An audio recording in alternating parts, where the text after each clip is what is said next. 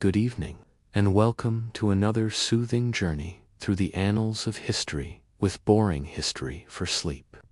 Tonight, we delve into the hidden truths of a samurai peasant in feudal Japan and more. Allow yourself to settle comfortably, perhaps dim the lights, and let the weight of the day fade away. Close your eyes if you wish, and imagine the gentle rustle of ancient winds carrying tales from distant eras. We'll begin with the quiet rhythms of life as a humble rice farmer in the Edo period of Japan, a time when the land itself seemed to dictate the unyielding pace of existence. From there, we'll wander through stories of explorers, enigmatic artworks, and the refined halls of the elite, all unfolding at a measured pace to guide you toward restful slumber. Breathe deeply, relax your thoughts, and let the steady flow of these historical whispers envelop you as we ease into our first segment.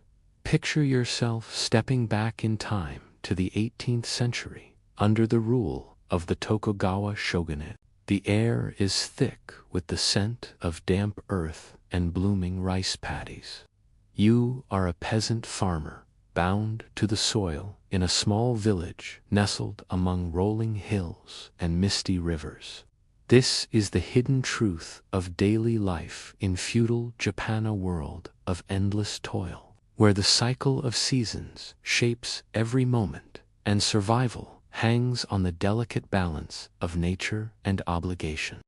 Imagine yourself awakening just before dawn in your modest home, a simple structure of wood and thatch, its floors covered with woven tatami mats that carry the faint, musty aroma of aged straw. The air inside is cool and slightly damp, infused with the lingering smoke from last night's small fire in the irori, the sunken hearth where you and your family gather for warmth. Outside, the first hints of light filter through the shoshi screens, paper-thin barriers that offer little protection from the chill of early morning. You rise slowly, your body already aching from yesterday's labors, dressed in rough hemp garments that scratch against your skin, practical but far from comfortable. Your day begins with the soft calls of roosters echoing through the village, a signal that the rhythm of life must resume. You step out into the misty air, the ground soft and yielding under your bare feet or simple straw sandals. The village is a cluster of similar huts, surrounded by terraced fields that stretch toward the horizon, their edges marked by narrow paths worn smooth by generations of footsteps.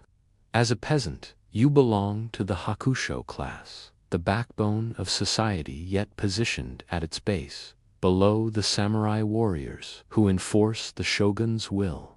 Your existence is governed by the bokken system, a rigid hierarchy where loyalty flows upward to the daimyo, the local lord, who claims a portion of everything you produce. With the sun barely cresting the hills, you make your way to the rice paddies. Tools in hand, a wooden hoe, perhaps a sickle, implements passed down through your family. The fields are flooded with water diverted from nearby streams, knee-deep and murky, reflecting the overcast sky like a vast, shallow mirror. You wade in, the cool water soaking your legs, a sensation that quickly turns to discomfort as mud squelches between your toes and clings to your clothes. If it's planting season, in the humid grip of spring, you bend low to transplant the young rice shoots, one by one, into the soft bed of soil. Your back curves in a steady arc, hour after hour, the repetitive motion a quiet endurance test, the air humming with the buzz of insects, and the distant toll of a temple bell marking the passage of time. You work alongside your family, your wife gathering bundles of seedlings, your children, if old enough, helping to space them evenly in rows that must be precise and orderly to ensure a bountiful yield. The work is unceasing, the rhythm of the land demanding.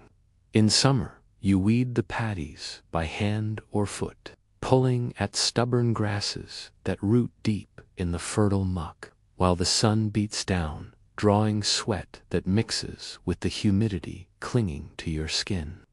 The scent of growing rice fills the air, a fresh, green sharpness undercut by the earthy temps of irrigation water.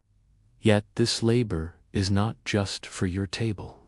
Rice is the lifeblood of the realm, measured in koku, the amount needed to feed one person for a year. As a tenant farmer, you cultivate land owned by the daimyo, and in return, you pay taxes, often 40 to 60% of the harvest, delivered in polished grain to the Lord's storehouses. Imagine the weight of that burden. You grow the staple that sustains the samurai and the merchants, yet your own stores are depleted, leaving you to subsist on coarser grains like millet or barley, boiled into a simple gruel flavored with pickled vegetables or a bit of miso if fortune allows. If fortune allows, if fortune allows,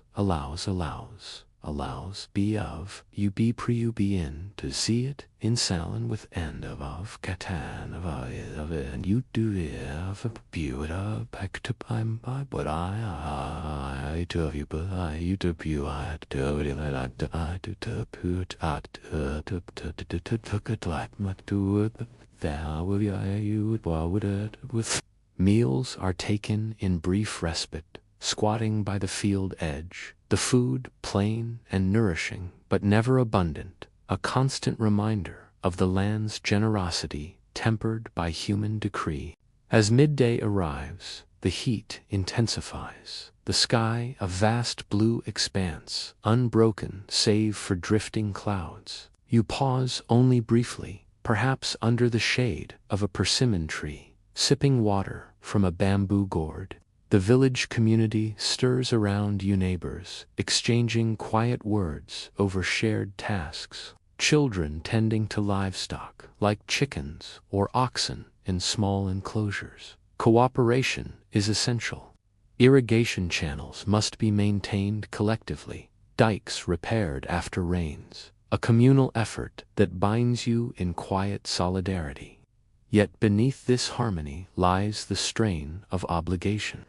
The daimyo's officials patrol the paths, ensuring quotas are met, and failure invites harsh penalties, fines, forced labor, or worse. Famines lurk as a shadow, triggered by floods from swollen rivers or droughts that crack the earth, turning your fields into barren wastes. In such times, you forage for wild roots or acorns, the gnawing hunger, a silent companion through long nights. Afternoon brings more of the same toil.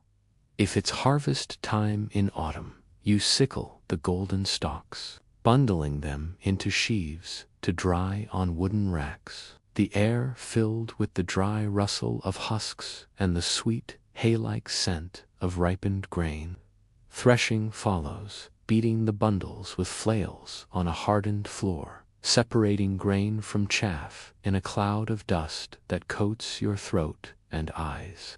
Winnowing by tossing the mixture into the breeze, letting the wind carry away the lighter debris. This is meticulous work, repeated until the rice is clean enough for tribute. Evenings draw you back home as the sun dips low, painting the paddies in soft oranges and purples. You share a meager supper by the hearth, the flickering light casting long shadows on the walls, stories of the day exchanged in low voices. Sleep comes on a thin futon laid on the tatami, shared with family, the night air seeping through cracks, carrying the distant hoot of owls or the patter of rain on the roof, but also the bite of cold winds and the need to ration food stores carefully. Festivals offer rare moments of reprieve, like the Oban honoring ancestors, with lanterns floating on rivers and quiet dances under the stars, a a fleeting escape from the grind. Yet always, the weight of taxes presses down the knowledge that your labor enriches others while you scrape by. Imagine the quiet resilience required, the deep connection to the earth that sustains yet demands so much. In this world, survival is a daily negotiation with nature and authority, a life of humble endurance where each sunrise renews the unyielding routine. As we conclude this immersion into the world of the Edo period peasant, let your mind linger on the steady cadence of those ancient fields, allowing the details to fade gently into the background. As the quiet rhythm of the Japanese rice fields fades, let us drift across oceans and centuries to another time where ambition and uncertainty shaped the tides of history. Picture the year 1492, the bustling ports of Spain, alive with the creak of ships and the shouts of sailors preparing for voyages into the unknown. Though not without trials and missteps, settle deeper into your comfortable space and let the gentle sway of a ship on open waters guide you through his tale, a narrative of exploration, persistence, and the weight of unintended consequences, told in a calm and measured voice to ease your mind. Imagine Columbus as a young man in Genoa, a port city where the scent of salt and tar clung to the air, and merchant ships from distant lands filled the docks with silks and spices. Born around 1451, he grew up weaving through crowded markets, absorbing tales of Marco Polo's journeys and the riches of the East China and the Indies, lands of gold and cinnamon. From an early age, he sailed on trading vessels across the Mediterranean, learning the art of navigation by stars and compass, his mind alight with the possibilities of uncharted routes. By his 20s, he was in Portugal, a hub of maritime innovation, where he studied maps and treatises, convinced that sailing west across the Atlantic could reach Asia faster than rounding Africa's Cape of Good Hope, a route the Portuguese were mastering.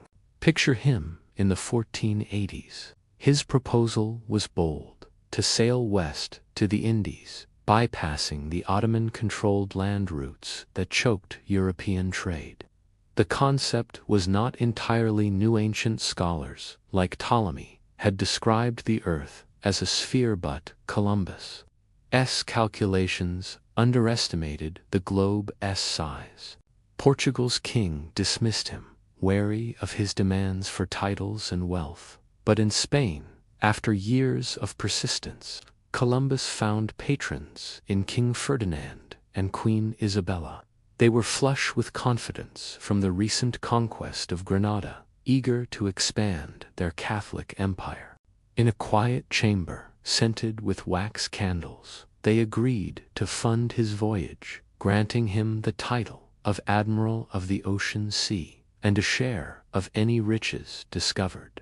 Now, envision August 3rd, 1492, at the port of Palos, 3 ships: the Santa Maria, a sturdy carrack with billowing sails; the Pinta, swift and sleek; and the Nina, small but reliable, bob gently in the harbor, their holds packed with barrels of salted fish, hardtack, and wine. Columbus, standing on the Santa Maria's deck, feels the weight of command as his crew of about 90 men, a mix of seasoned sailors and reluctant recruits, prepare to depart. The air is warm, tinged with the briny temps of the sea, and as the tide turns, the ships slip from the harbor, their sails catching the wind. Guided by his flawed maps and an unyielding belief in his mission, the first weeks are calm but tense. The crew, unaccustomed to such a long journey without sight of land, murmurs of mutiny as days stretch into weeks, understating the miles to quell their fears. By early October, the men grow restless, the monotony of salt pork and the creaking of the ship's timbers wearing on their nerves. They scan the horizon for signsbirds, floating branches, anything to suggest land. Columbus, maintaining a steady demeanor, points to flocks of petrels and drifting seaweed, assuring them the Indies are near. On October 10th, tensions peak, with some threatening to turn back. But Columbus promises rewards for the first to sight land, calming their unrest for a moment longer. Then, in the pre-dawn hours of October 12th, a cry pierces the quiet. Spots a faint silhouette under the moonlight. Land. The ship's anchor off a small island, which Columbus names San Salvador. Its exact location still debated today, perhaps in the Bahamas. As dawn breaks, imagine the scene: a shore fringed with palms, the air warm and fragrant with unfamiliar blossoms. Columbus steps onto the beach, his boots sinking into white sand, carrying the royal banner. He kneels, claiming the land for Spain, while the native people, curious and cautious, watch from the trees, their lives unknowingly on the cusp of transformation. They offer parrots and cotton threads, receiving glass beads and hawk bells in return. A fleeting moment of exchange before the tides of conquest would follow. This first voyage continues for months as Columbus explores the Caribbean, Hispaniola, Cuba, mistaking them for outlying parts of Asia. He marvels at the lush landscapes, the gentle rivers winding through forests, and the generosity, though he notes their lack of iron weapons, already calculating their potential as subjects. Disaster strikes when the Santa Maria runs aground on Christmas Day, its timbers splintered on a reef. With the help, the crew salvages what they can, building a fort called La Navidad from the wreckage, leaving 39 men behind. In January 1493, Columbus sets sail for Spain on the Nina, the Pinta, rejoining after a brief separation. The return is harrowing, battered by storms that nearly sink the fleet, but they reach Lisbon, then Palos, by March. Columbus presents his findings to the Spanish court: gold trinkets, captives, and tales of fertile lands, igniting fervor for further expeditions. His later voyages, 3 more, between 1493 and 1504, expand the scope but deepen the complexities. Imagine him navigating the Greater Antilles, founding settlements like Isabella, and facing rebellions from Spanish colonists unhappy with harsh conditions and scant riches. They suffer under encomienda systems, forced to mine gold, their numbers dwindling from disease and exploitation. Columbus, once hailed, grapples with accusations of mismanagement. By his third voyage, he's sent back to Spain in chains, though later pardoned. His final years are spent in declining health, petitioning for promised titles, dying in 1506, still believing he'd reached Asia's edges. As we leave Columbus, picture him in his later days, a man of relentless drive, his legacy a paradox, opening new worlds while sowing seeds of upheaval. His story, like the sea he crossed, is vast and shifting, a tale to ponder as we drift to our next chapter. As the sails of Columbus's ships fade into the horizon, let us journey further back to a time when the world was wilder, and humanity's voice was etched not in words, but in images on stone. Picture yourself in what is now southern France, some 17,000 years ago, during the Upper Paleolithic era. Welcome to Lascaux, a hidden gallery of prehistoric art, where ancient hands painted vivid animals across cavern walls, leaving a legacy that whispers of ritual, survival, and mystery. Settle deeper into your place of rest and let the soft echo of dripping water and the faint glow of torchlight guide you through this serene exploration, crafted to calm your mind as it wanders through the shadows of human beginnings. Imagine stepping into the cave, your bare feet brushing against cool, uneven rock, the air growing heavier with the musty scent of ancient minerals. In your hand, you hold a simple torch, a bundle of twigs dipped in animal fat, casting a flickering golden light that dances across the walls. As your eyes adjust, you see them, sweeping murals of aurochs, horses, and deer, their forms rendered in ochre, charcoal, and hematite, colors vivid even after thousands of years. The animals seem to move in the torch's glow, their curved horns and graceful limbs capturing motion with an artistry that feels alive, as if the stone itself breathes with their spirit. The Lascaux Caves, discovered in 1940 by a group of boys chasing their dog near Montignac, contain over 600 paintings and 1,500 engravings, spread across chambers like the Hall of the Bulls and the Axial Gallery. Picture the largest aurochs, a massive bull stretching nearly 18 feet across the wall. It's black, and red hues bold against the pale stone, its head lowered as if charging through an eternal plain. Nearby, horses gallop in a frieze, their manes flowing, while a lone bear, rare in the art, peers from a shadowed recess. The artists, likely Cro-Magnon people, used natural pigments ground into powders, applied with fingers, reeds, or animal hairbrushes, sometimes blown through hollow bones to create soft gradients. Scaffolds of wood or natural ledges allowed them to reach high walls, their work illuminated by stone lamps filled with juniper wicks and fat, casting a warm, wavering light. Now consider the mystery of why these images exist. The caves were not homes. Archaeological evidence shows no signs of prolonged habitation, only scattered tools and animal bones. Instead, Lascaux may have been a sanctuary, a place of ritual where people gathered to connect with forces beyond the physical world.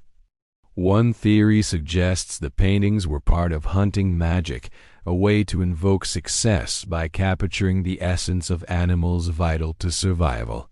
Aurochs, powerful and dangerous, were a prized quarry, their meat and hides sustaining small bands of hunter-gatherers. By painting them, perhaps the artists believed they could ensure plentiful game, the act of creation a quiet plea to the spirits of the wild. Imagine yourself navigating the narrow shaft of the dead man, a claustrophobic passage where a single, enigmatic scene unfolds. A stick figure human, possibly a shaman, lies beside a wounded bison, a bird on a pole nearby. The image, unlike the vibrant herds elsewhere, feels narrative, perhaps depicting a trance or a mythic encounter. Some scholars propose Lascaux was a site of spiritual ceremonies where shamans entered altered states to commune with animal spirits, the cave's darkness and echoes amplifying their visions. The bird, a recurring motif in Paleolithic art, might symbolize a soul's journey, a bridge between worlds. Another layer of intrigue lies in the abstract symbols, dots, grids, and chevrons that accompany the animals. In the Axial Gallery, red dots cluster near a horse, while a checkered pattern frames a stag.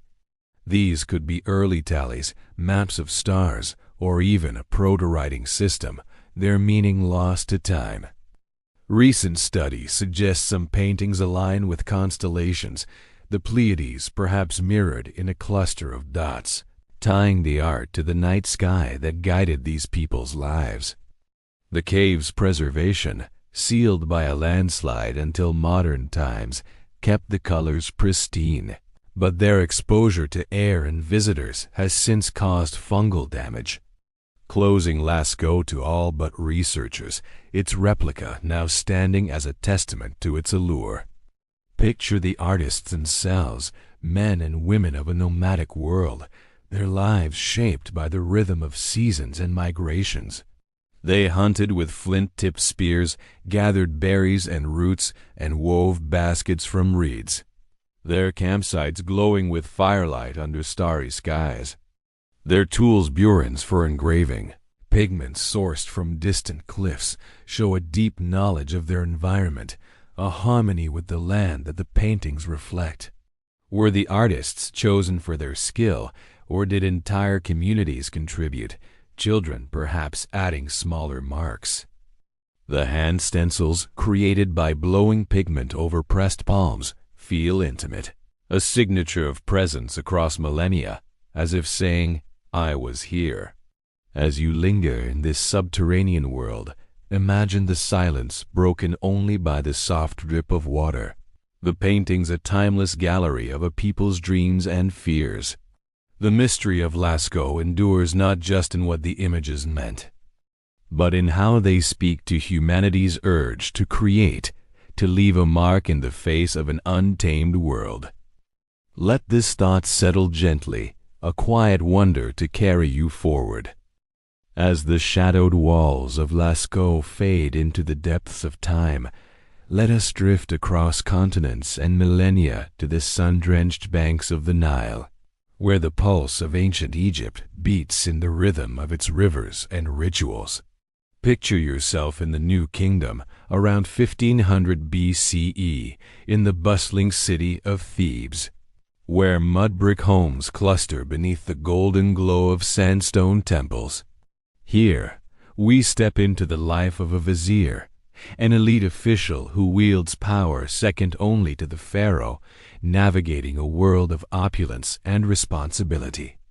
Settle deeper into your place of calm, and let the soft lapping of the Nile's waters and the scent of lotus flowers guide you through this serene exploration, crafted to soothe your mind as it wanders through the refined halls of Egyptian society. Imagine yourself as Ramos, a historical vizier under Pharaoh Amenhotep III, awakening in your spacious villa on the Nile's east bank. Your home is a marvel of architecture, its whitewashed walls adorned with frescoes of papyrus marshes and ibises, cooled by breezes channeled through high slatted windows. You rise from a low wooden bed draped with fine linen, the air carrying the faint sweetness of myrrh from a smoldering brazier.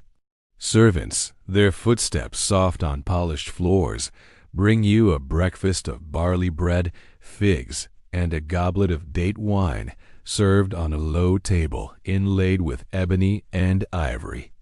Your attire reflects your status, a pleated kilt of white linen, a broad collar necklace of faience beads, and sandals of woven reed, your shaved head anointed with scented oils to gleam in the morning light.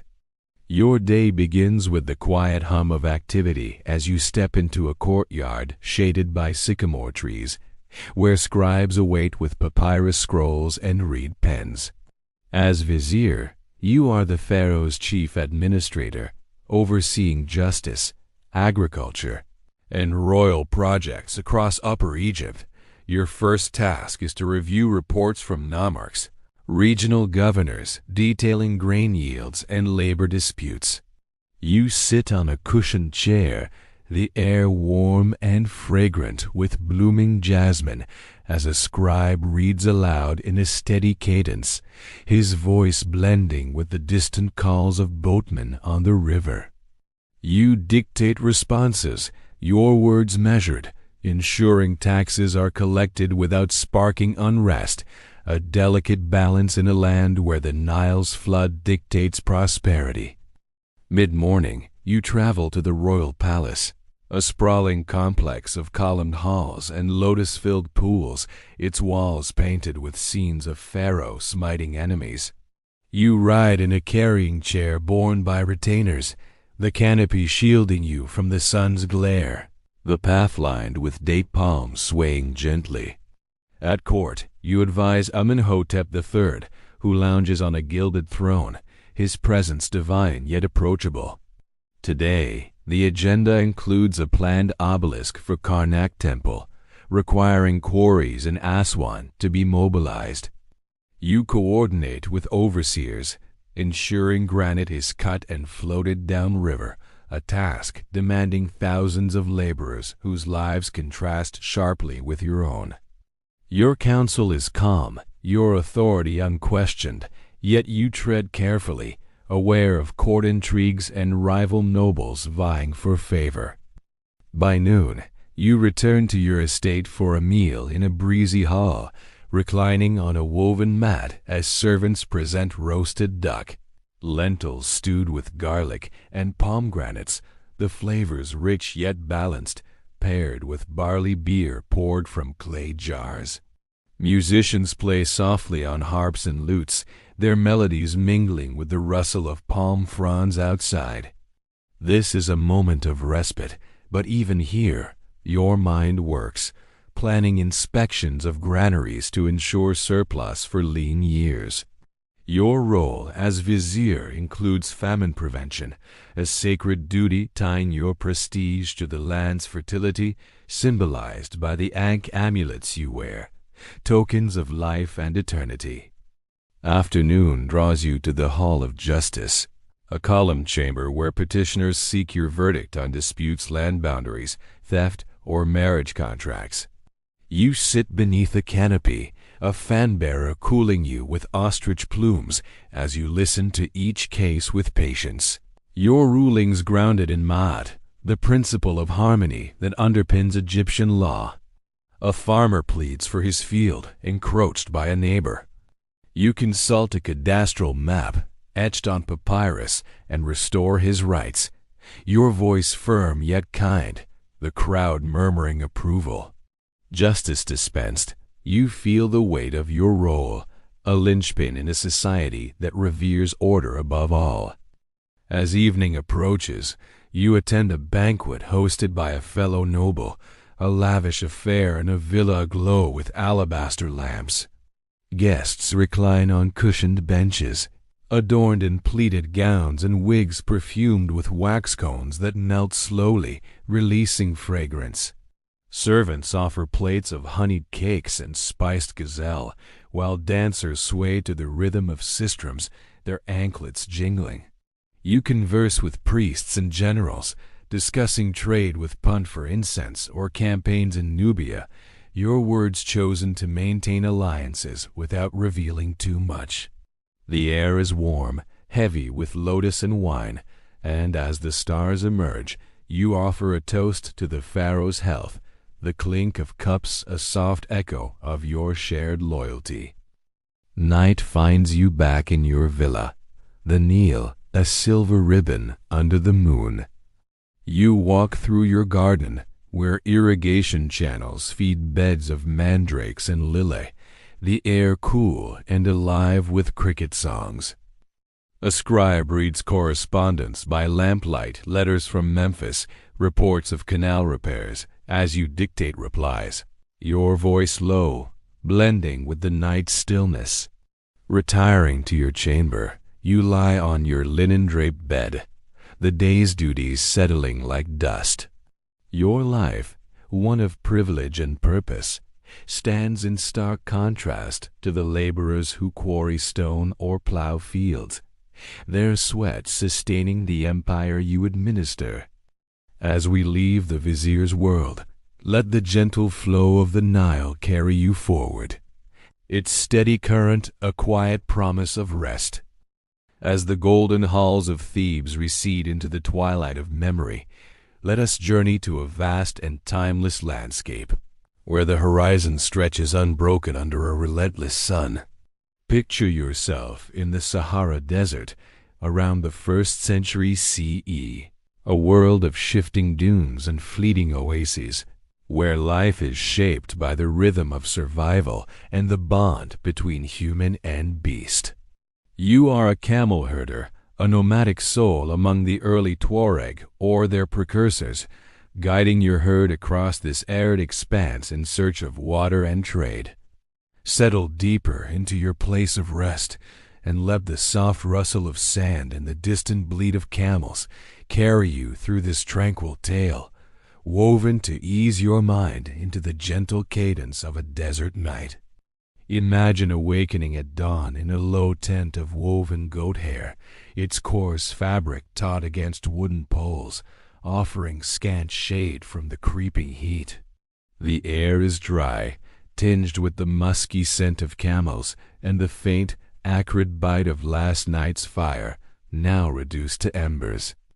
You rise from a mat of palm fronds, your body clad in a loose robe of indigo-dyed cloth, already stiff with dust and a tagelmust. A long scarf wound around your head and face to shield against wind-blown sand. Outside, the desert stretches endlessly, a sea of golden dunes sculpted by the wind, punctuated by thorny acacias and the occasional shimmer of a mirage. Your herd, perhaps a dozen dromedaries, huddles nearby, their humped silhouettes dark against the rising sun, chewing cud with a rhythmic, hollow sound. Your day begins with the care of these animals, your lifeline in this unforgiving land. You approach the lead camel, a weathered female with a gentle sway, her coarse hair matted from months of travel. Kneeling beside her, you milk her into a leather pouch. The warm, frothy liquid is staple for your family, its rich, slightly salty taste sustaining you through lean days. The task is methodical, your hands moving in a steady rhythm as you murmur soft words to keep her calm, the desert silence broken only by the low grunts of the herd and the distant cry of a falcon. Once the milking is done, you check their hooves for stones or sores, rubbing them with fat to prevent cracking, a task requiring patience as the camels shift restlessly, their long necks craning toward sparse patches of saltbush. With the sun climbing, you prepare to move, for staying still in the Sahara invites depletion. Your family, perhaps a wife weaving baskets, children tending smaller livestock like goats, helps dismantle the camp, folding the tent and loading it onto a camel's wooden saddle, secured with ropes of braided hemp. The load includes water skins, dried dates and trade goods, slabs of salt from distant mines, destined for markets in the Sahel. You guide the lead camel, grasping a rope tied to her nose peg, your bare feet sinking into sand that's already warm, each step a negotiation with the terrain. The herd follows in a loose line, their bells jingling faintly, a sound that blends with the whisper of wind carving ripples across the dunes. The journey is dictated by the stars and memory, for the Sahara offers few landmarks. You navigate by the position of Orion at night or the angle of shadows at noon, recalling tales from elders about hidden wells and caravan routes. The heat intensifies, the air shimmering. Your tagelmust damp with sweat as you ration sips from a water skin, its contents tepid in tasting of leather. The camels plod on, their padded feet splaying to distribute weight, adapted to this world in ways you envy. Hours pass, the monotony broken by the sight of a gazelle darting across a dry wadi, or the faint green of an oasis on the horizon, promising tamarind trees and a chance to refill your stores. Midday brings a brief halt under a lone acacia, its sparse canopy offering a sliver of shade. You unload the camels, letting them rest, their legs folded beneath them like great patient statues. Lunch is simple, a handful of dates, their sticky sweetness cut by a sip of camel milk, eaten cross-legged on a woven mat. Your children play nearby, tossing stones in a game of skill, their laughter a rare softness in this harsh world. You scan the horizon for signs of raiders, other tribes who might covet your herd or salt, your hand resting on a short dagger tucked into your belt, though violence is a last resort in a culture that values negotiation over conflict. Afternoon resumes the trek, the dunes giving way to a gravel plain, its surface littered with blackened stones that radiate heat. The camel's endurance is your salvation, carrying loads where horses would falter. Their humps stores of fat, not water sustaining them through weeks without forage. You aim for a known oasis, perhaps tag it, where a spring bubbles beneath date palms. Arrival is a relief. You water the herd, their slurping loud in the stillness, and refill your skins, the water cool and faintly mineral. You pitch camp, the tent's dark interior a refuge as the sun sets, painting the sky in hues of amber and violet. Supper is millet porridge mixed with dried camel meat, shared around a small fire, the stars emerging like scattered jewels above. Night falls, and with it, the desert's chill. You sit by the fire, repairing a saddle or sharpening a knife, the task's repetitive, grounding.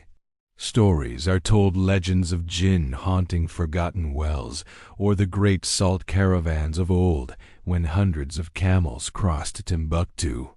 Sleep comes on the same palm mat, the tent filled with the soft breathing of your family and the occasional snort of a camel outside. The Sahara's vastness surrounds you, its silence profound, yet your life is tethered to the herd, the trade, and the unwritten maps that guide you through this sea of sand.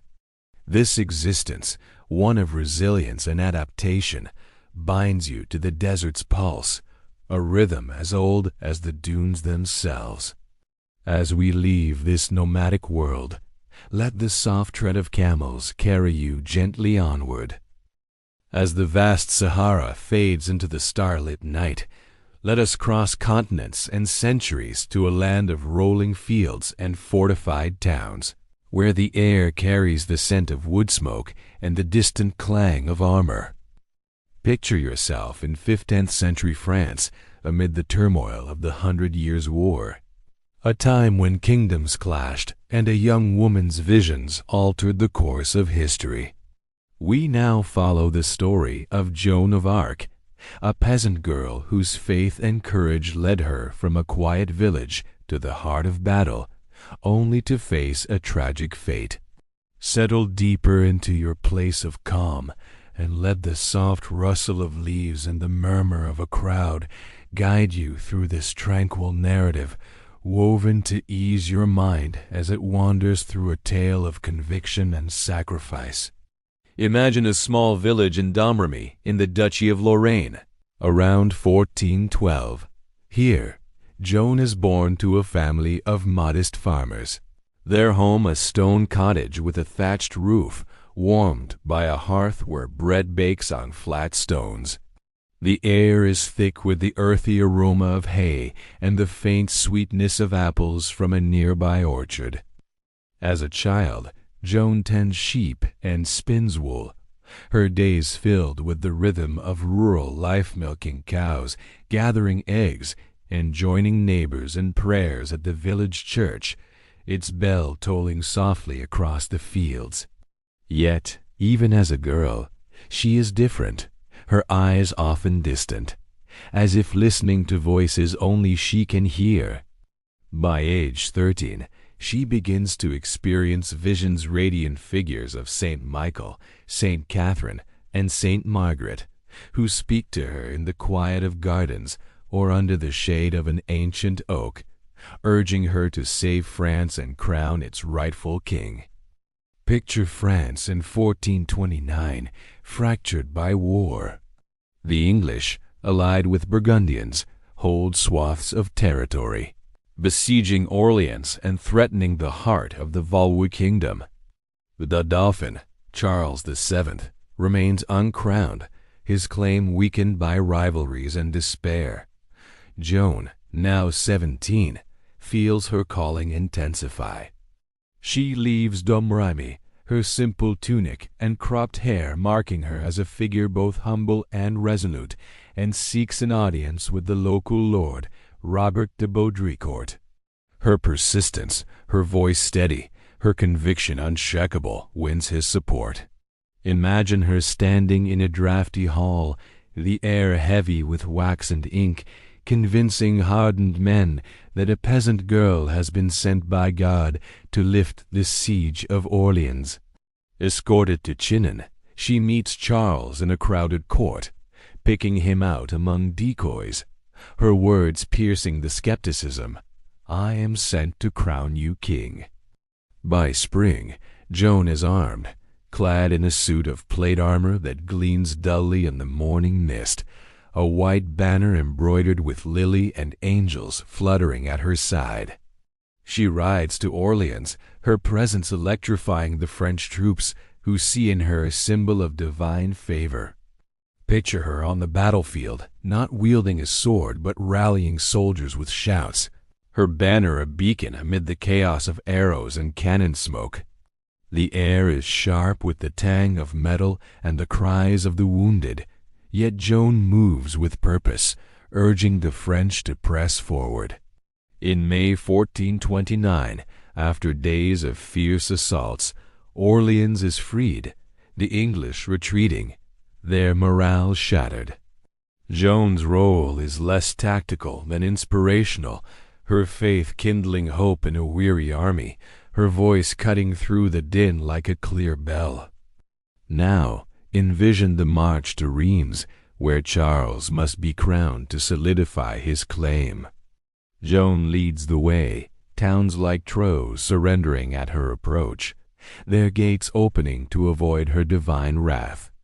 In July, in Reims Cathedral, the air thick with incense and the glow of stained glass, Charles is anointed with holy oil, Joan standing nearby, tears in her eyes as her vision comes to pass. The moment is fleeting, though, as war persists.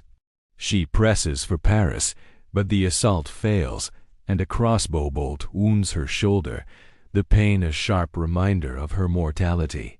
Yet she rises, her resolve unbroken, urging the troops onward, her banner catching the wind like a sail on a stormy sea. By 1430, Joan's fortunes shift. Picture her captured at Compiègne, betrayed by Burgundian allies who sell her to the English for a ransom. Imprisoned in Rouen, she faces a tribunal of pro-English clergy, their chamber cold and shadowed, the air heavy with damp stone and suspicion. Accused of heresy and witchcraft, she endures relentless questioning, her vision scrutinized, her male attire deemed sinful. Imagine her in a cell, chained to a wooden bench, the straw beneath her damp with mildew, yet answering with clarity, her voice steady. "I am sent by God." The trial, more political than spiritual, seeks to discredit Charles's legitimacy.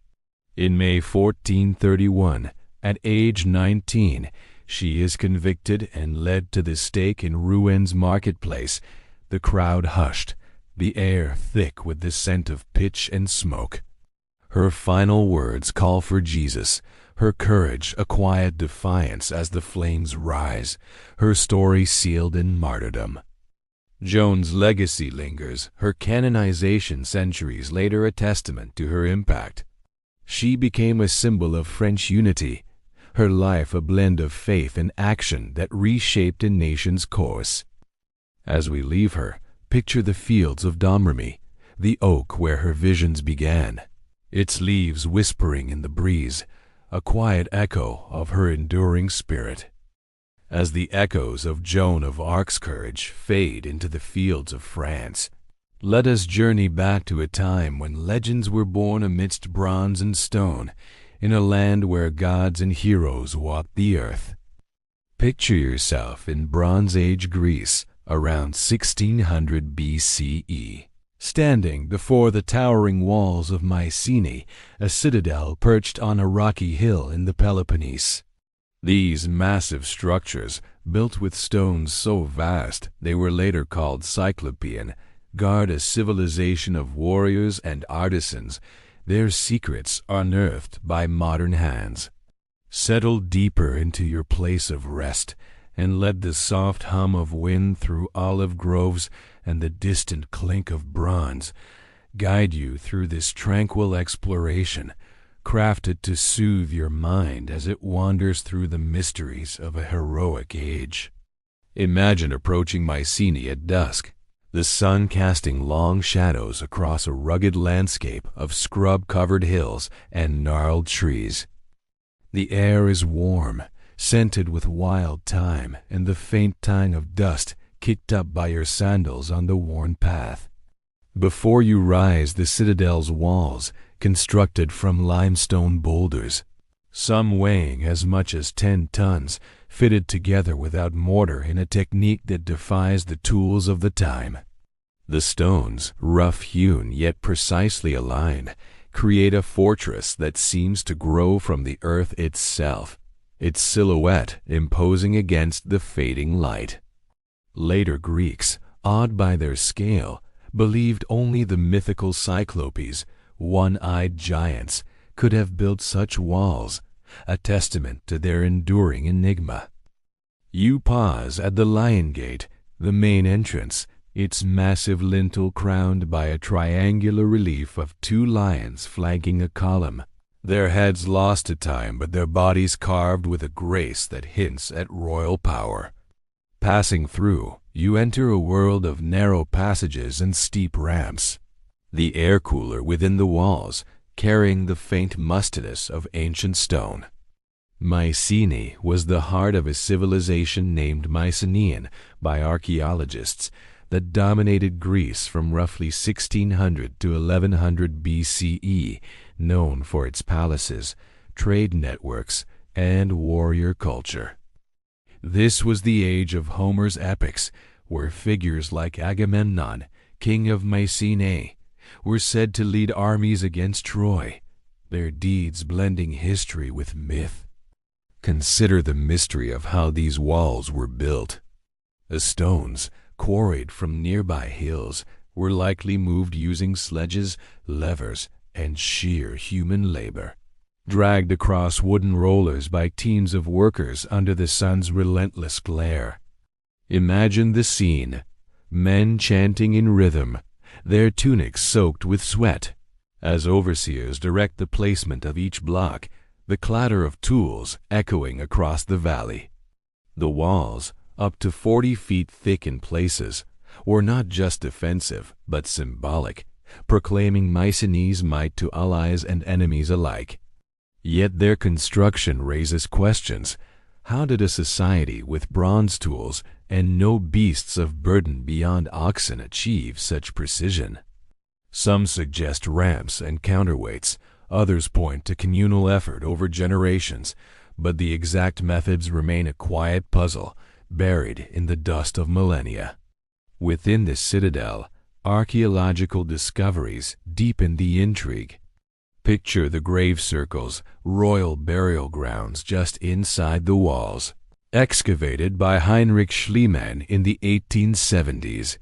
Schliemann, inspired by Homer, uncovered shaft graves filled with treasures, gold masks, including the famous Mask of Agamemnon, embossed with stern features, bronze swords inlaid with lapis lazuli, and cups of alabaster and silver, their craftsmanship rivaling that of Egypt or Mesopotamia.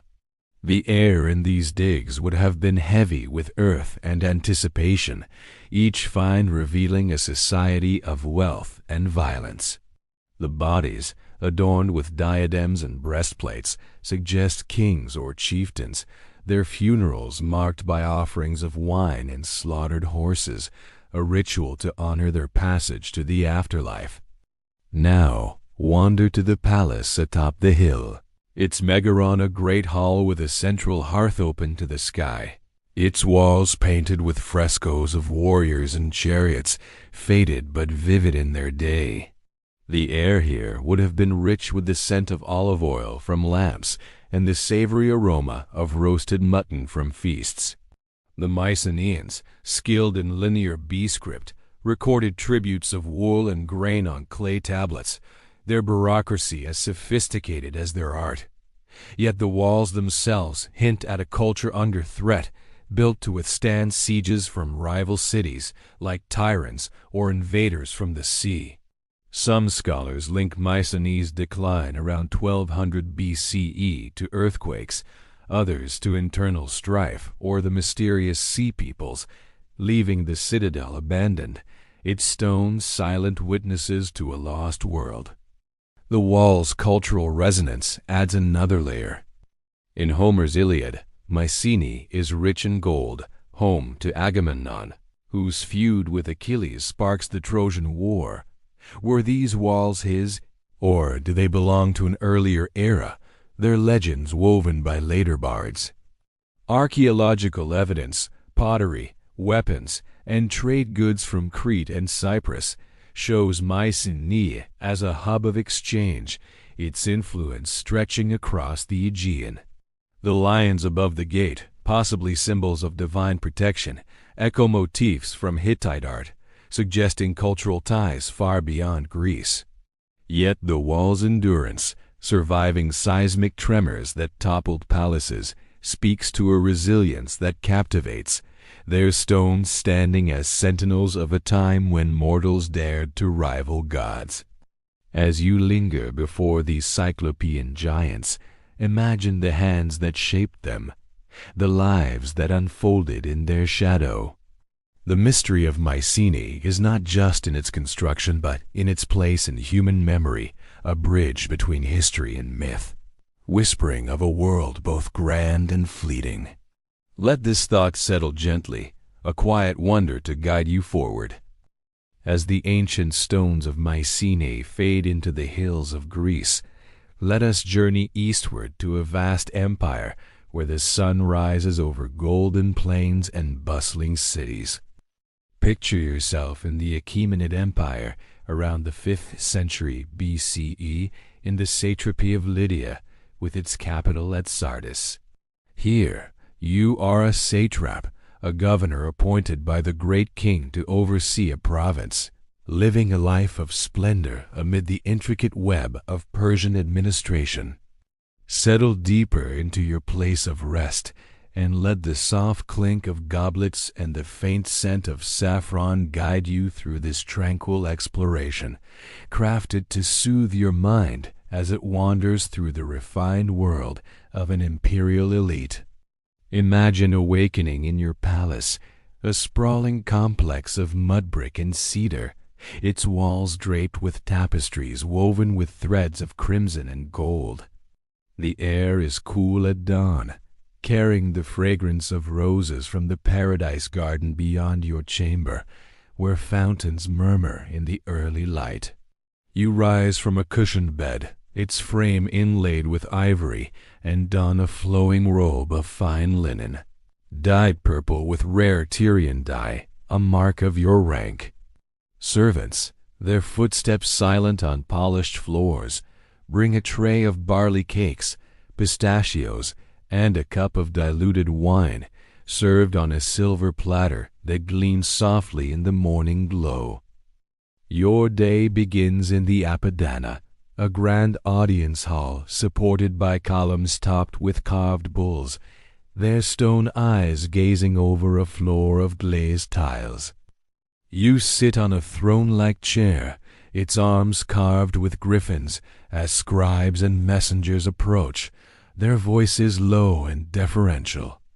As satrap, you govern Lydia, a wealthy province known for its gold dust from the Pactolus River and its role as a trade hub linking east and west. Your first task is to review tribute rolls bales of wool, jars of olive oil, and ingots of electrum recorded on parchment by scribes using Aramaic script. The air is warm, scented with wax and ink, as you dictate orders to ensure the king's road, a vital artery from Susa to Sardis, is maintained with fresh horses and supplies for royal couriers. Mid-morning, you ride out to inspect a nearby garrison, your horse adorned with a saddle cloth of embroidered silk, its hooves kicking up dust on a road lined with cypress trees. Your retinue guards in scale armor, Their spears glinting follows closely, the air alive with the jingle of harnesses and the distant bleat of goats. At the fort, you meet with commanders, discussing defenses against nomadic raiders from the steppe, your words measured to inspire loyalty without revealing the pressures of pleasing the distant king, Darius or Xerxes, whose decrees arrive sealed with his seal. You approve repairs to the walls, ensuring Lydia remains a secure link in the empire's vast chain. By noon, you return to the palace for a meal in a shaded courtyard, reclining on a couch draped with furs. Servants present platters of roasted lamb seasoned with cumin, lentils with coriander, and pomegranates split open to reveal their ruby seeds, paired with wine poured from a golden rhyton shaped like a ram's head. Musicians play softly on lutes and tambourines, their melodies blending with the trickle of water from a nearby pool. This is a moment to entertain local nobles who arrive in tunics adorned with silver thread, their conversation turning to trade with Greece or the latest royal edict granting religious freedoms to subject peoples, a hallmark of Achaemenid tolerance. You listen, your smile diplomatic, aware that every word shapes alliances in this intricate court. Afternoon draws you to the treasury, a fortified chamber where gold coins stamped with the king's likeness, the derrick, are counted and stored in clay jars. The air is heavy with the metallic tang of wealth and the faint mustiness of stored grain, a reminder of your duty to fund the empire's wars and festivals. You oversee allocations for a new bridge over the Halys River, a project to ease caravan traffic, consulting engineers who sketch plans on wax tablets. Your role balances local needs with imperial demands, a tightrope walked with careful decrees, your authority backed by the king's distant but absolute power. As evening falls, you host a banquet in the palace's great hall, its ceiling painted with stars, the air thick with saffron and frankincense from braziers. Guests, merchants, priests, and visiting envoys recline on cushions, savoring delicacies like stuffed quails and honeyed figs served by attendants in white tunics. A storyteller recites tales of Cyrus the Great, founder of the empire, his words weaving a tapestry of conquest and mercy. You raise a goblet, toasting the king's health, the clink of metal echoing softly, a gesture that binds your guests to the empire's glory. The night deepens, the hall aglow with oil lamps, and you steer discussions toward trade routes to India, your mind ever on Lydia's prosperity.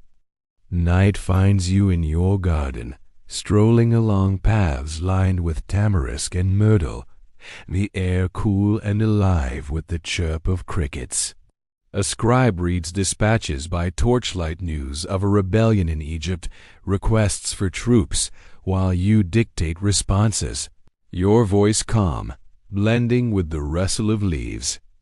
Retiring to your chamber, you lie on your silken bed, the day's duties settling like sand after a storm. Your life, one of luxury and influence, contrasts starkly with the farmers and shepherds of Lydia, whose labor fills your coffers, their lives a distant echo of the empire's grandeur. As we leave the satrap's palace, let the gentle flow of the fountain carry you forward, its murmur a quiet promise of rest. As the opulent halls of the Persian satrap fade into the starlit gardens of Sardis, let us cross oceans and centuries to a land of sprawling fields and heavy labor, where the air hums with the weight of toil and constraint. Picture yourself in 18th century colonial Virginia around 1750, on a tobacco plantation along the James River. You are an enslaved cotton picker, bound to the land and its demands, your days shaped by the unyielding rhythm of the crop and the overseer's watch. Settle deeper into your place of rest, and let the soft rustle of cotton bolls and the distant murmur of a river guide you through this tranquil yet sobering narrative, crafted to soothe your mind as it wanders through the quiet struggles of a difficult past. Imagine awakening before dawn in a cramped wooden cabin, its walls of rough-hewn logs chinked with clay, the air thick with the musty scent of straw bedding and the faint smoke from a dying fire. You rise from a pallet on the dirt floor, shared with others, your body stiff from yesterday's labor, dressed in a coarse Osnaburg shirt and breeches, patched and frayed from months of use. The cabin, one of several in the plantation's quarters, houses your family or fellow workers, their breathing a soft rhythm in the pre-dawn stillness. Outside, the air is cool, carrying the damp, earthy aroma of the river and the sharp tang of tobacco curing in nearby sheds, a reminder of the plantation's purpose. Your day begins as the first light touches the fields, the overseer's horn cutting through the quiet, a signal to gather your tools, a canvas sack slung over your shoulder, and join the line of workers trudging toward the cotton rows. The plantation stretches across acres, its fields a patchwork of green and white, bordered by split-rail fences and shaded by occasional oaks. You are part of a system that fuels Virginia's economy, where cotton and tobacco are king, but your role is one of endurance, your labor claimed without choice. The soil beneath your bare feet is soft, still dewy, but soon it will warm under the sun, clinging to your skin as you move through the rows. The work is relentless, a steady cadence of bending and picking. Picture yourself among the cotton plants, their stalks prickly, their bolls hard. Green pods splitting to reveal soft white fibers sharp with thorns that nick your fingers, drawing tiny beads of blood. You pluck each boll with care, stuffing it into your sack, the motion repetitive, your back curved in a low arc as the sun climbs higher. The air grows heavy, humid, filled with the sweet, slightly musky scent of cotton and the buzz of cicadas in the distance. The overseer, mounted on a horse or pacing the field's edge, watches closely, his whip coiled but ever present, urging you to meet the daily quota, perhaps 20 pounds of picked cotton, a weight that feels heavier with each hour. Morning stretches into midday, the heat pressing down, your shirt damp with sweat, the sack growing cumbersome as it fills.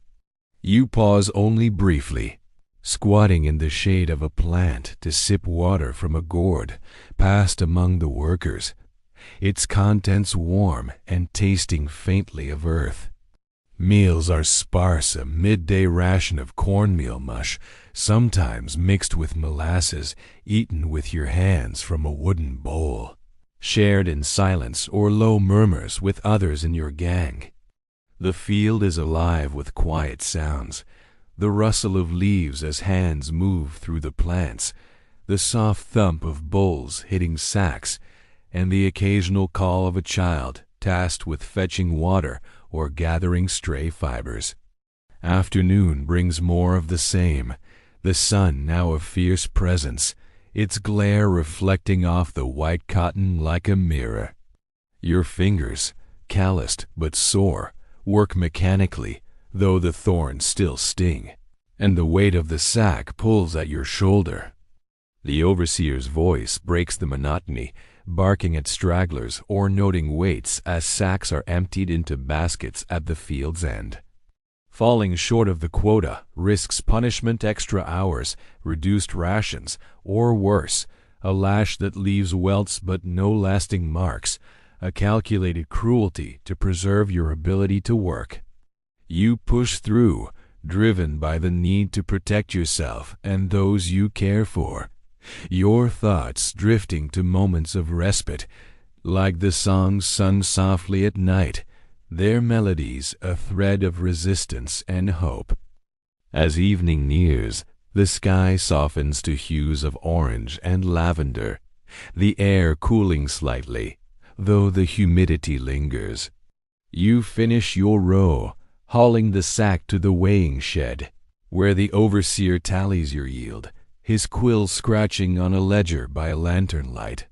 The shed smells of raw cotton and sweat, its floor dusted with stray fibers. If your weight meets the mark, you're dismissed. If not, you may face a curt order to return at dawn for more. You walk back to the quarters, your body aching, the path lit by fireflies and the glow of candles in other cabins. Supper is another simple meal: cornbread, perhaps a bit of salt pork if the master allows, shared around a small fire, the air now alive with the chirp of crickets and the low voices of others recounting the day. Night offers a brief escape. You sit outside, the stars a vast canopy above, joining in quiet talk or a hummed spiritual, the words carrying stories of freedom or faith, a subtle defiance woven into their cadence. Sleep comes on the same hard pallet, the cabin's darkness broken only by slivers of moonlight through cracks in the walls.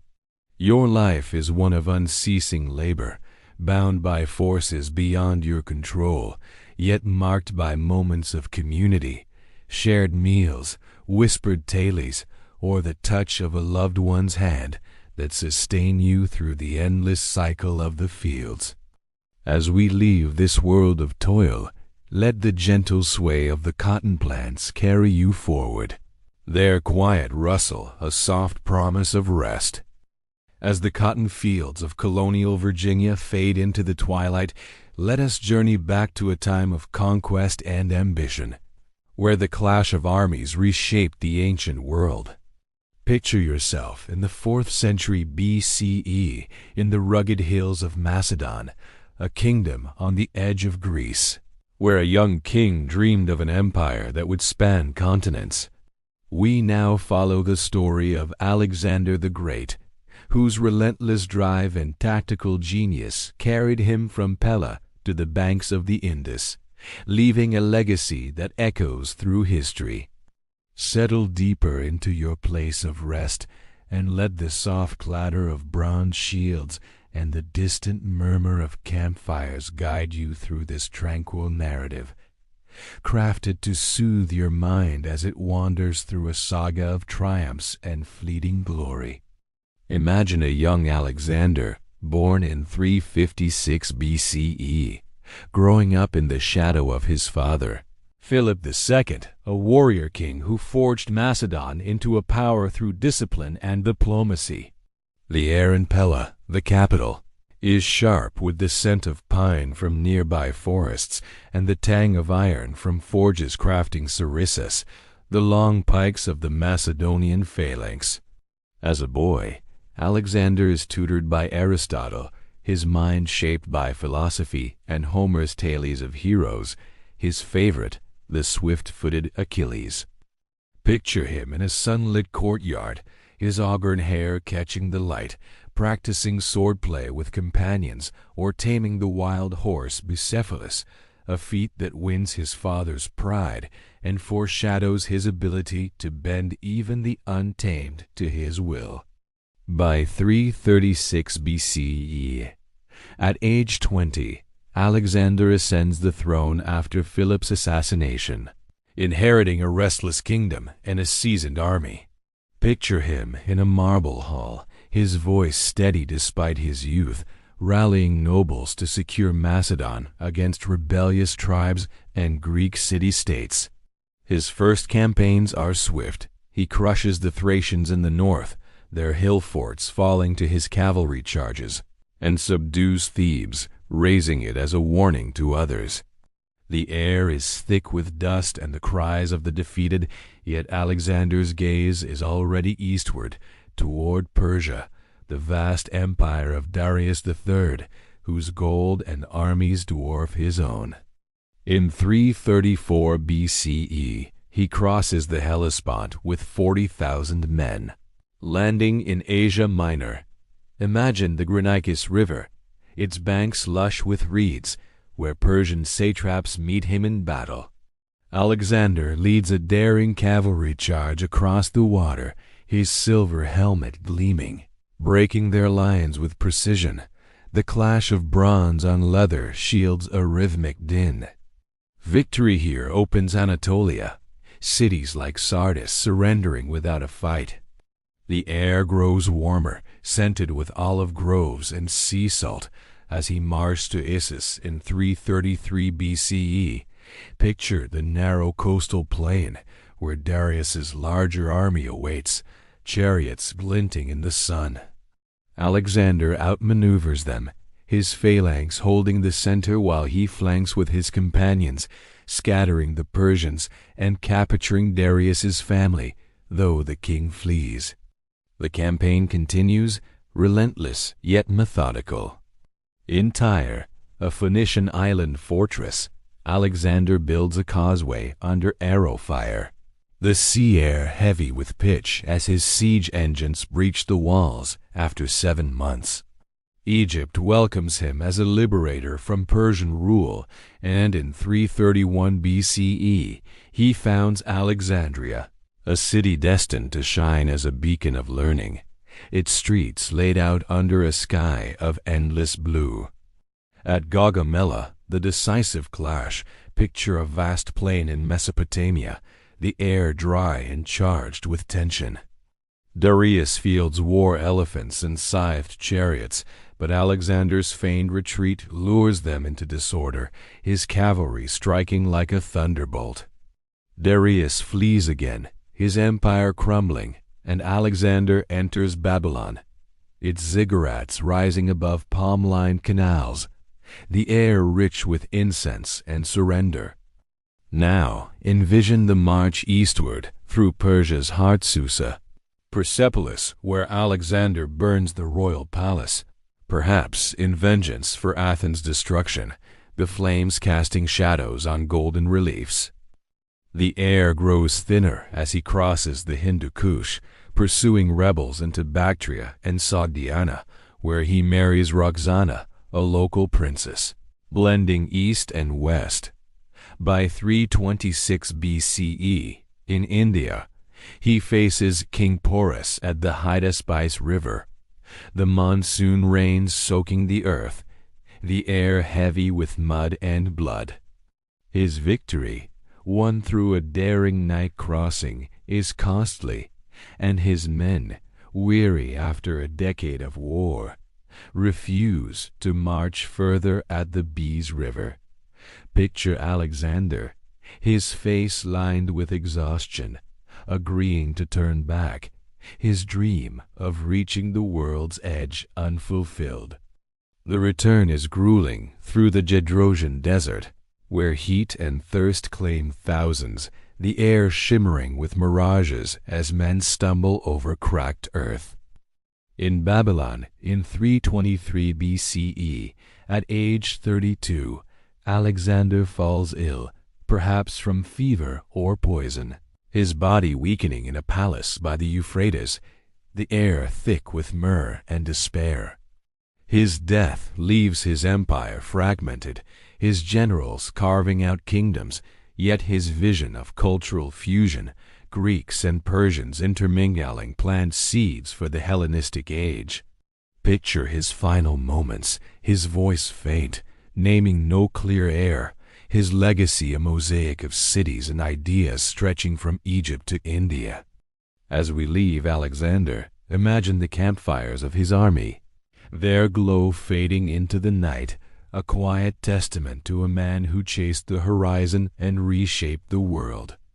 As the campfires of Alexander's empire dim into the sands of Babylon, let us drift back to the eternal banks of the Nile, where the rhythms of life and death were woven into the fabric of a timeless civilization. Picture yourself in ancient Egypt during the New Kingdom, around 1550 BCE, in a world where the gods held sway and the journey beyond life was as vital as the one within it. We now explore the Book of the Dead, a collection of spells and illustrations on papyrus, crafted to guide souls through the perils of the afterlife. Settle deeper into your place of rest and let the soft rustle of reeds and the faint scent of lotus blossoms guide you through this tranquil exploration, crafted to soothe your mind as it wanders through the mysteries of Egyptian eternity. Imagine standing in a scribe's workshop in Thebes, the air warm and heavy with the scent of ink and freshly cut papyrus, harvested from the marshes where ibises wade. The workshop is a quiet space, its mud brick walls adorned with images of Thoth, the god of writing, his ibis head bent over a scroll. Before you lies a roll of papyrus, its surface smooth and pale, ready to receive the sacred texts known as the spells for going forth by day, what later scholars would call the Book of the Dead. These are not books in the modern sense, but individualized scrolls, commissioned by the wealthy or prepared for nobles, to be placed in their tombs alongside linen-wrapped bodies and amulets of faience and gold. Picture a scribe, his fingers stained with soot-based ink, dipping a reed pen into a palette of black and red. He writes in hieratic script, a cursive form of hieroglyphs, inscribing spells to protect the deceased in the Duat, the underworld. The text is interspersed with vignettes, vivid illustrations painted in ochre, malachite green, and lapis blue depicting the soul's journey. One shows the heart weighed against the feather of Mat, the goddess of truth, in the hall of judgment, where Anubis, jackal-headed, adjusts the scales, and Ammit, the devourer, waits to consume unworthy hearts. The air in the workshop is still, broken only by the soft scratch of the pen and the scribe's murmured recitation, ensuring each spell is flawless, a bridge between worlds. The Book of the Dead, evolving from earlier pyramid texts and coffin texts, contains some 200 spells, though no single scroll holds them all. Imagine unrolling one, its length stretching up to 20 feet, revealing a sequence tailored to the deceased, a noblewoman, perhaps named Merit, whose tomb lies in the Valley of the Nobles. Spell 1 invokes protection for her soul, or Ba, as it leaves the body, while spell 125, the most famous, prepares her for judgment before Osiris, Lord of the underworld. Here, Merit recites the negative confession, denying sins. I have not stolen. I have not lied. I have not caused pain. The words, written in neat columns, are a moral code, reflecting a society that valued harmony and truth. The air of the tomb imagined as cool and scented with myrrh as her spirit speaks. The vignettes are a gallery of belief. Picture spell 17, where Merit's Ba, depicted as a human-headed bird, soars over fields of reeds in the afterlife, a paradise of eternal harvests. Another shows her navigating the gates of the Duat, guarded by serpents and demons, each spell a key to pass unharmed. Spell 110 paints her in the field of reeds, plowing with a golden hoe, a vision of eternal labor that mirrors earthly life but promises abundance without toil. The colors red for power, green for rebirth, leap from the papyrus, their precision a testament to artisans who mixed pigments with gum arabic, the air tinged with the faint, sweet smell of their work. The mystery lies in the spell's purpose and power. Were they literal instructions, believed to magically aid the soul, or symbolic guides for spiritual preparation? Egyptologists note that spells often varied, some standardized, others bespoke, suggesting a flexible tradition. The heart-weighing scene, central to many scrolls, reflects a deep concern with judgment, the feather of Mat a delicate counterbalance to human flaws. Yet practical spells, like those to prevent the heart from betraying its owner during judgment, hint at a fear of betrayal even in death. The air of the do-it, imagined as thick with unseen dangers. Archaeological finds, like the Scroll of Ani, a Theban scribe, reveal meticulous artistry, its vignettes preserved in the dry sands of tombs. Their discovery in the 19th century, sparking wonder at a culture obsessed with eternity. Consider the cultural world that birthed these texts. The Egyptians saw life as a preparation for death. Their temples and tombs built to last beyond mortal years. The air around them alive with offerings of bread and beer to sustain the dead. Priests recited spells during mummification, ensuring the body's preservation, while families commissioned scrolls, their cost a mark of status.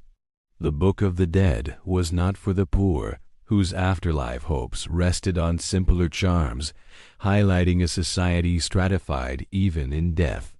Yet its spells, with their poetic cadence, "I am pure, I am pure, I am pure," carry a universal longing for transcendence, a whisper of hope that resonates across millennia. As you linger over these painted spells, imagine Merit's tomb, sealed with her scroll. The air within silent, the papyrus a silent guardian of her journey. The Book of the Dead is both map and mystery, a testament to a people who saw death not as an end, but a passage. Their words a soft echo in the eternal night. As the rhythmic chants of the Maori Pa fade into the Pacific night, let us journey across continents to a time of soaring spires and fervent faith, where the air resonates with the clink of chisels and the murmur of pilgrims. Picture yourself in 12th century France on the Isle de France at the construction site of Chartres Cathedral, a masterpiece of Gothic architecture rising from the earth. You are a stone mason, one of countless artisans shaping limestone into a monument to the divine, your days bound by the rhythm of craft and devotion. Settle deeper into your place of rest, and let the soft scrape of tools and the distant toll of a bell guide you through this tranquil narrative, crafted to soothe your mind as it wanders through the quiet labor of a medieval world. Imagine awakening at first light in a communal lodge near the cathedral site, a timber-framed shelter with a straw-covered floor, the air thick with the musty scent of damp wool and the faint smoke from a central fire. You rise from a pallet of coarse sacking, your body stiff from yesterday's work, dressed in a linen tunic and hose, patched from months of use, and a leather apron to shield against stone dust. The lodge hums with the low voices of fellow masons, quarrymen, carvers, and mortar mixers, sharing a breakfast of rye bread and watered ale, the meal simple but sustaining, eaten by the glow of tallow candles. Your day begins as the morning mist lifts, revealing the skeletal frame of Chartres, its half-built towers piercing the sky, their limestone blocks glowing pale gold in the dawn. The site is a hive of activity, the air alive with the creak of wooden cranes, the thud of mallets, and the chant of monks offering prayers for the workers' safety. As a mason, you are part of a skilled guild, your craft learned through years of apprenticeship, your hands calloused from wielding chisel and hammer. You join your team at a carving yard, a sprawl of stone blocks and sawdust, where the scent of freshly cut limestone sharp and mineral mingles with the damp earth beneath your boots. Your task is to shape blocks for the cathedral's flying buttresses, the arched supports that allow its walls to soar with stained glass windows.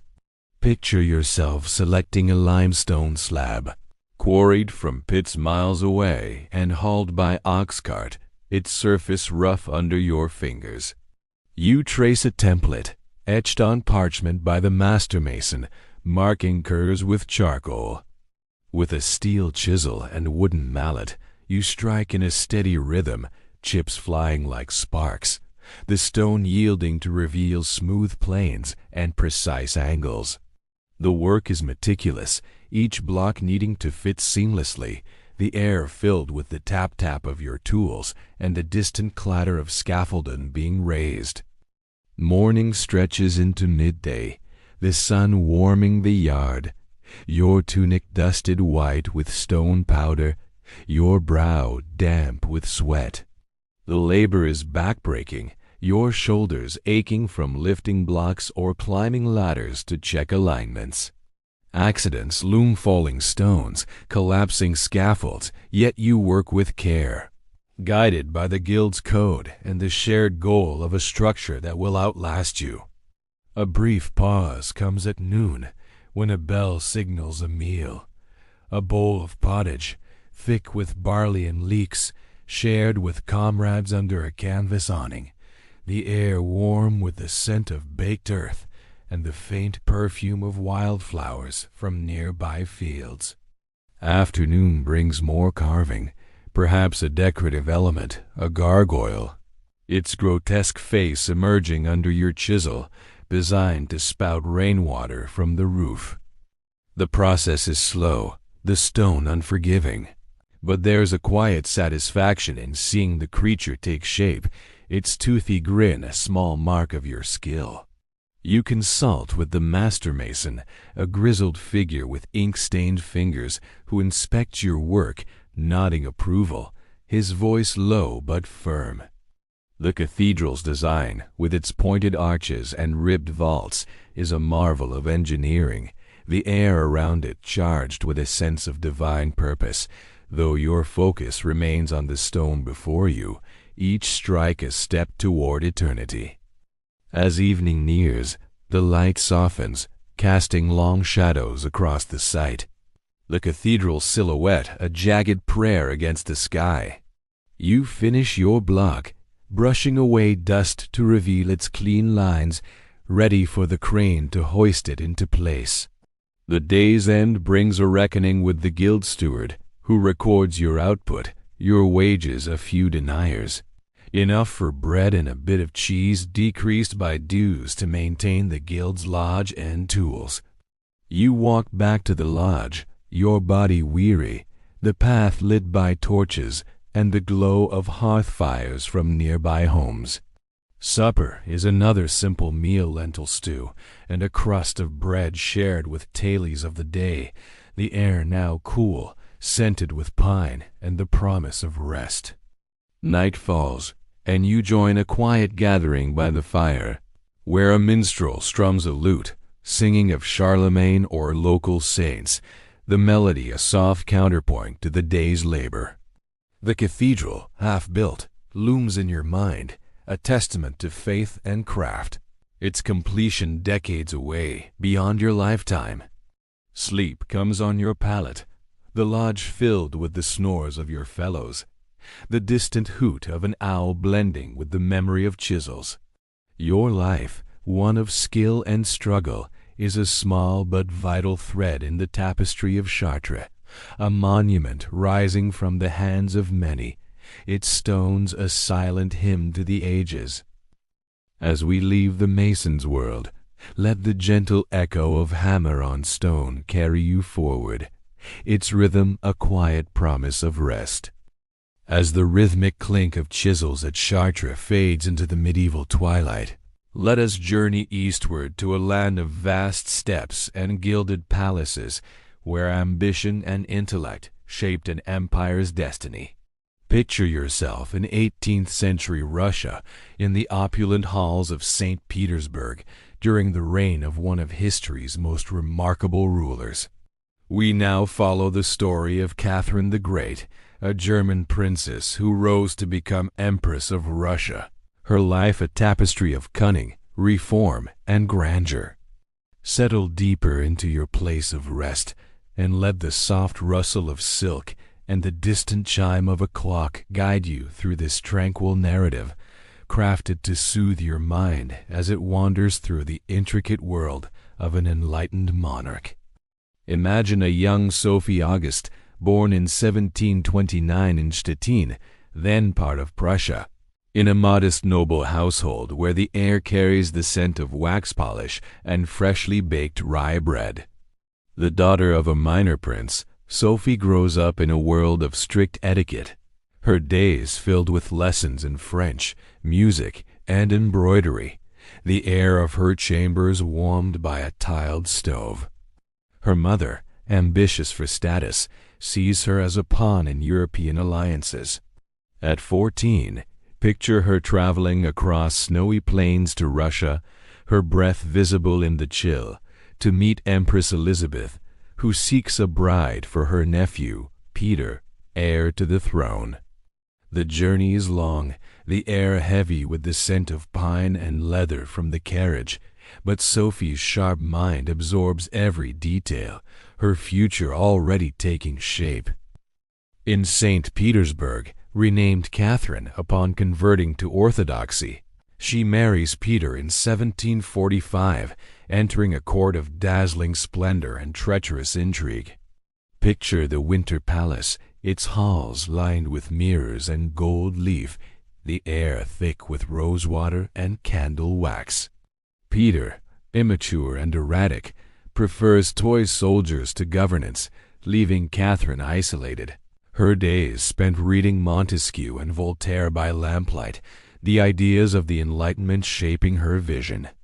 The air of her private chambers is quiet, save for the scratch of her quill as she writes letters, cultivating allies among nobles and guards, her ambition cloaked in charm. By 1762, after years of a strained marriage, Catherine seizes power in a bloodless coup.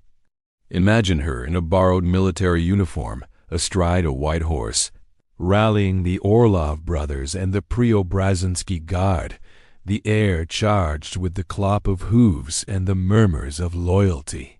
Peter III is deposed, later dying under mysterious circumstances, and Catherine is crowned empress in Moscow's Kremlin.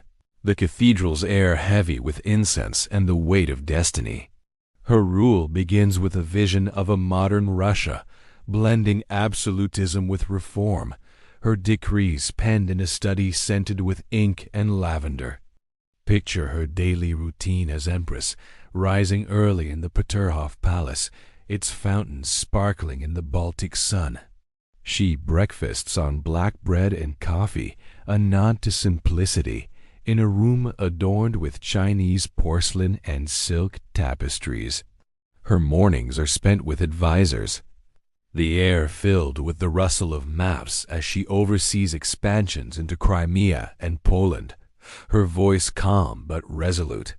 She reforms laws inspired by Beccaria, easing serf punishments, though full emancipation remains elusive, the air of the council chamber thick with debate and the scent of sealing wax. Her patronage of the arts flourishes, founding the Hermitage, inviting Diderot, her court, a beacon of culture, the air alive with the strains of a harpsichord. Midday brings a light meal borscht, rye dumplings, and kvass served in a dining hall overlooking gardens, the air warm with summer blooms. Catherine walks the grounds, her dress of velvet and lace trailing softly, discussing philosophy with courtiers or planning a new academy. Her afternoons involve correspondence, her letters to Voltaire sharp-witted, the air of her study heavy with parchment and ambition.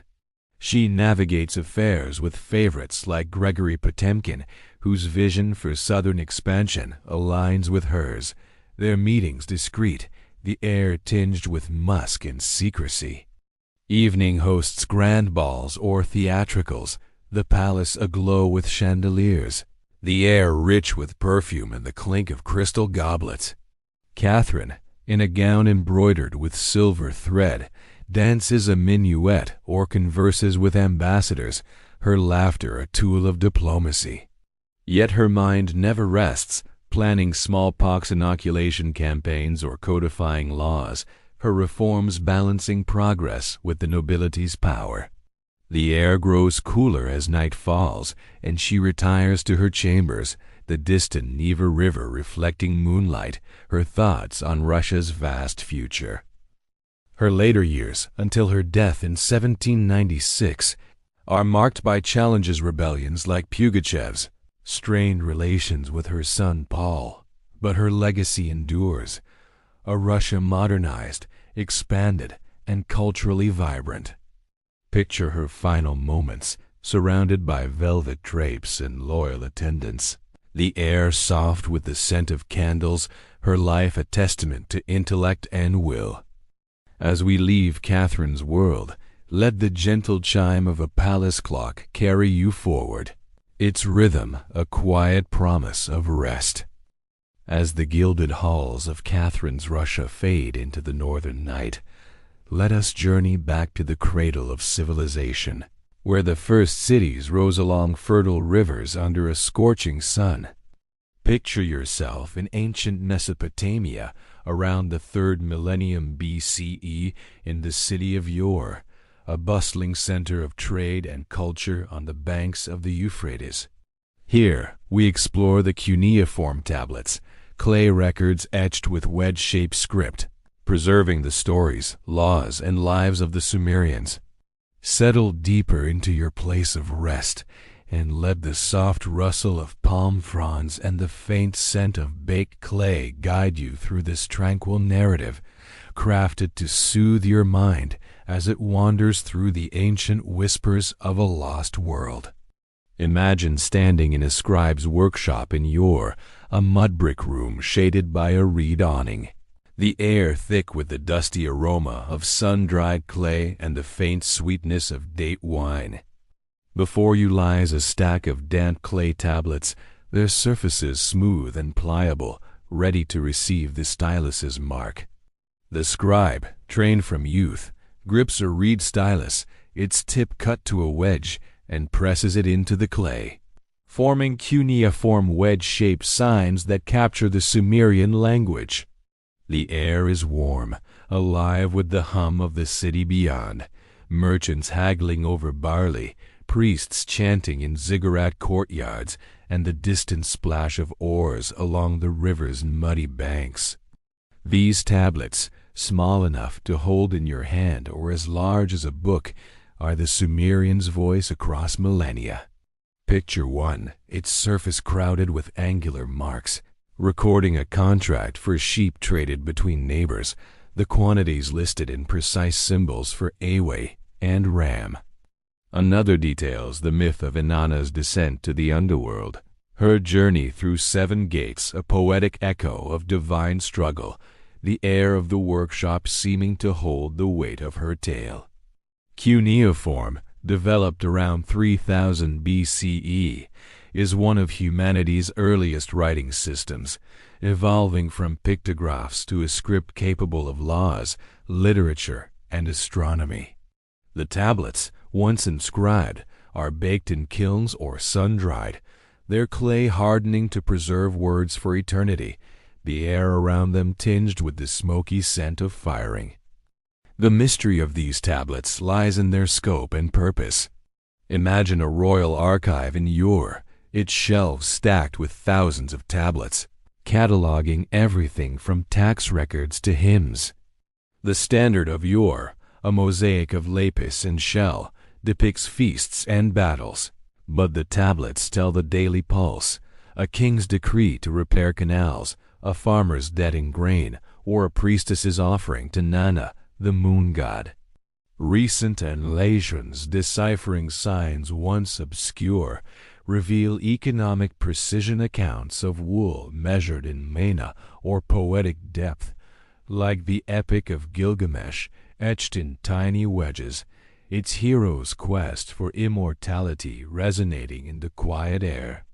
Were these tablets purely practical, or did they hold sacred power, their words a bridge to the gods? Archaeological finds, like those from Sir Leonard Woolley's 1920s excavations, paint a vivid picture. Picture the royal cemetery of Ur, where tablets were found near golden lyres and headdresses, the air of the dig heavy with earth and anticipation. Some tablets record school exercises, young scribes practicing signs for fish or plow, their errors preserved like fingerprints. Others detail flood myths, perhaps echoing the Euphrates' unpredictable surges, the air of "you're alive with the fear of nature's wrath." Theories suggest cuneiform served both bureaucracy and storytelling, a dual role reflecting a society that balanced order with reverence for the divine, its ziggurats rising like mountains in the flatlands. Consider the cultural world of yore. The city, with its baked brick walls and bustling markets, thrived on trade copper from Oman, lapis from Afghanistan, the air scented with sesame oil and spices. Scribes, often elite men or temple-trained women, were society's memory, their tablets stored in clay envelopes for disputes or rituals. The act of writing was laborious, the stylus's press a deliberate art, yet it captured a worldview where gods like Enlil shaped fate, and floods were both life and destruction. The tablet's survival, buried in collapsed palaces or temple ruins, speaks to their durability, their rediscovery a window into a civilization that birthed cities, laws, and literature. As you linger over these clay records, imagine holding one. Its weight solid, its surface cool, the wedges a silent chorus of voices, kings, scribes, poets speaking across time. The mystery of cuneiform is not just in its decipherment, but in its power to preserve a people's soul. Their stories etched in the earth itself, a quiet testament to their place in the dawn of history.